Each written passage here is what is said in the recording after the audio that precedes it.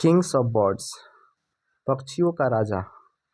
बहुत अच्छी कहानी है, चलिए देखते हैं। Once all birds in jungle gathered and decided that they should have a king among birds. Once एक बार की बात है, सभी चिड़िया, यहाँ पे ऑल बर्ड्स लगेगा, जंगल की सभी चिड़िया एकत्रित होकर और उन्होंने निर्णय लिया, एकत्रित होकर उन्होंने क्या किया, निर्णय लिया कि दे शुड हैव अ किंग, उनके पास भी एक राजा होना चाहिए। पक्षियों का एक राजा होना चाहिए। नाउ द क्वेश्चन वाज, अब प्रश्न ये था, who will be the king of birds, कि उन पक्षियों का राजा कौन बनेगा। Who will be the king, will का मतलब होता है गागीगे, जहाँ भी विल का प्रयोग होगा तो समझिएगा गागीगे होगा। तो who will be the king यानी कौन बनेगा, क्या, किंग ऑफ बर्ड्स यानी पक्षियों का राजा कौन बनेगा। Who will be the monitor of the class, class का मॉनिटर कौन बनेगा। Who will be the PM of India, Bharat का प्रधानमंत्री कौन बनेगा। तो इस प्रकार का क्वेश्चन लगा के, विल लगा के हम प्रयोग करते हैं। आगे देखते हैं। मैना had an idea and suggested, उसी में एक मैना पक्षी थी, उसने क्या सजेस्ट किया, let's keep a competition between bird and one who fly highest would be crowned as a king of all birds. चलो एक कंपटीशन रखते हैं, प्रतियोगिता रखते हैं सभी पक्षियों के बीच, जो पक्षी सबसे ऊंची, फ्लाई हाईएस्ट का मतलब सबसे ऊंचा उड़ेगा, उसी को सभी चिड़ियों का राजा घोषित किया जाएगा। Every one like the idea and agreed for it, सभी मतलब पक्षियों ने इस आइडिया को पसंद किया और इस पे एग्री भी हो गए। Eagle who was also present there, eagle जो कि वहाँ प्रेजेंट था, started to boast about his strong and big body and said, वो क्या किया ईगल ने, अपने मतलब अपने मजबूती के बारे में और अपने बड़े बॉडी को लेकर, अपने बड़े मजबूत शरीर को लेकर बखारना कह सकते हैं, बघारना, सीखी बघारना शुरू कर दिया और बोला, I am the strongest of all birds, मैं सभी पक्षियों में सबसे क्या हूँ, मजबूत हूँ। You all know that I am only one who can fly highest, तुम सभी जानते हो कि मैं ही तुम लोगों के बीच एक ऐसा पक्षी हूँ जो सबसे ऊंचा उड़ सकता हूँ। Then why bother all with all this competition, तो इस कंपटीशन को लेकर सभी परेशान क्यों हो रहा है। बोदर का मतलब क्या होता है, परेशान होना। Why not make me king now, मुझे ही राजा क्यों नहीं बना देते हो। Still there is a possibility that you may not win, piped a little voice, तभी उन सभी पक्षियों में एक छोटी सी पक्षी ने क्या बोली कि हो सकता है तभी अब तक, कि देयर इज अ पॉसिबिलिटी, इस बात का संभावना है कि यू मे नॉट विन, कि तुम नहीं जीत पाओ। Eagle turn to look around to see who said that, अब वो जो ईगल जो था, अब टर्न अराउंड हुआ। टर्न अराउंड का मतलब क्या होता है, turn around to look around to see who said that, कि आखिर ये बात बोला कौन है, कौन है जो मेरी मजबूती के बारे में, मेरे मेरे ताकत को लेकर ये कर रहा है। To his surprise it was said by little sparrow, जब उसने देखा कि एक मात्र छोटी सी पक्षी है, तो उस चीज़ को देखकर बहुत ही ज़्यादा क्या हुआ, आश्चर्य हुआ।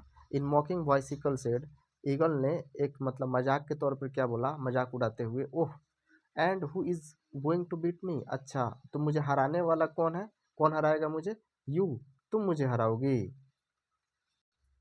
Sparrow didn't said anything, sparrow ने यानी गौरैया ने कुछ नहीं कहा। Later all birds got ready for race, बाद में सभी जो पक्षी थे रेस के लिए क्या हो गए, राजी हो गए।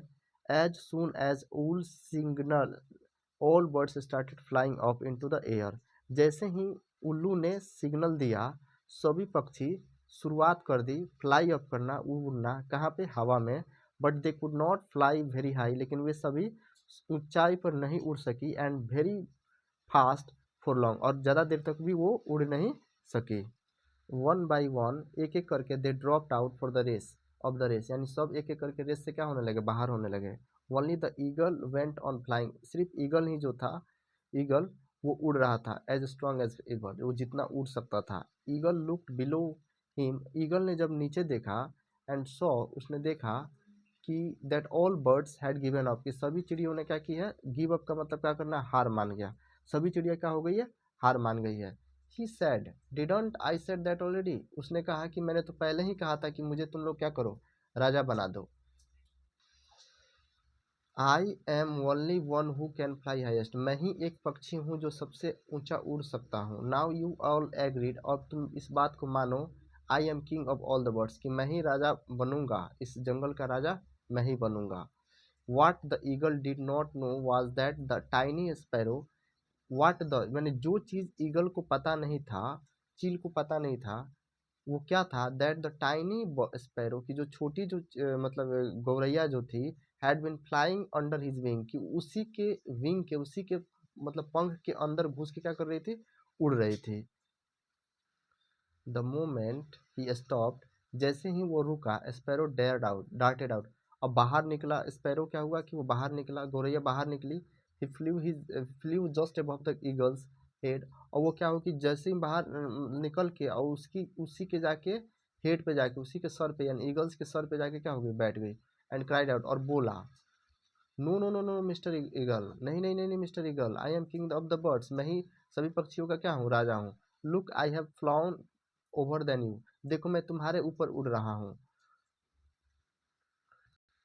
All the birds agreed with the sparrow, sparrow की बात से, गौरैया की बात से सभी पक्षी क्या हो गए, राजी हो गए। इन एनी केस, किसी भी स्थिति में, they were glad to see the proud eagle beaten, कि वो किसी भी स्थिति में उस ईगल को वो हारते हुए देखना चाहते थे, खुश हो मतलब उसको हारते हुए देखकर खुश होना चाहते थे। ग्लाड टू सी, ग्लाड मतलब तो क्या हो गया, प्रसन्न होना।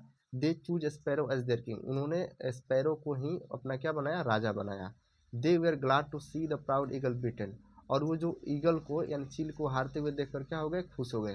They choose sparrow as their king, उन्होंने किसको राजा बनाया, स्पैरो को ही, गौरैया को ही क्या बनाया, राजा बनाया। इस कहानी से हमें क्या सीख मिलती है, मोरल, इससे नैतिक मतलब इस कहानी से यही सीख मिलती है कि इवन इफ ओपोनेंट और the work is stronger than your ability, even if, भले ही, इवन इफ का मतलब क्या हो गया, भले ही आपका जो प्रतियोगी है, ओपोनेंट जो है, चाहे कोई काम है आपसे मजबूत ही क्यों ना हो, चाहे वो काम आपसे कितना भी मजबूत क्यों ना हो, योर एबिलिटी, आपकी योग्यता से मजबूत ही क्यों ना हो, तो आपको क्यों ना हो, आपकी क्षमता से ज़्यादा ही क्यों ना हो, it does not mean that you should give up, इसका मतलब ये नहीं हुआ कि आप हार मान लीजिए।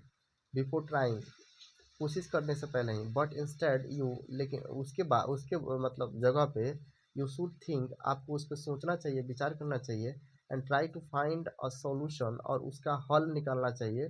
टू द प्रॉब्लम, उस समस्या का। सेंसिबली एंड पेशेंसली, सेंसिबली का मतलब क्या होता है, मतलब शांतिपूर्ण तरीके से, और पेशेंस का मतलब होता है बिल्कुल, मतलब विदाउट लूजिंग द पेशेंस, धैर्यतापूर्वक कह सकते हैं।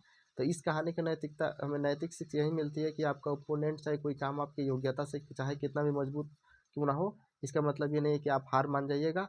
आपको उससे, उसको, उस चीज़ को हराने के लिए, चाहे उसको टैकल करने के लिए, आपको ध्यान से चाहे बैठ के चिंतापूर्ण तरीके से सोचना चाहिए। यही कहानी से हमें सीख मिलती है। Thank you for watching.